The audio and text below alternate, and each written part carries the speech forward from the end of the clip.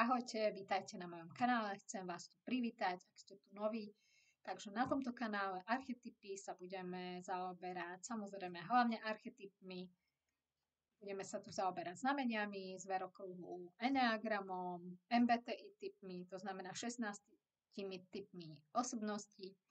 Takisto tu budeme riešiť rôzne psychologické veci, sebarozvojové veci, veci z duchovného sveta, to znamená vieru, nádej, lásku, klasické veci, ktoré má mať kresťan, niečo z toho kresťanstva, z duchovného poznania, z osobného rozvoja a všetko to, čo je dnes dôležité a čo nám môže pomôcť mať lepší, šťastnejší a naplnenejší život. Chcem sa teda v prvom rade zamerať na tie archetypy, na to sebapoznanie, aby ste sami seba lepšie spoznali, aby ste sa nebali toho, aký ste,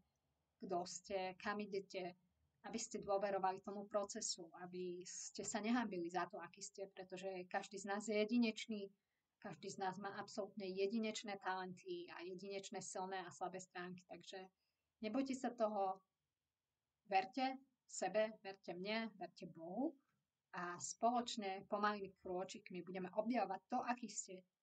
a to, čo je na vás dobré. Mám pre vás pripravenú knihu zadarmo, miniknihu, ktorú si môžete stiahnuť. Takisto môžete sledovať moje články na webe archetypy.sk. Takisto vás pozývam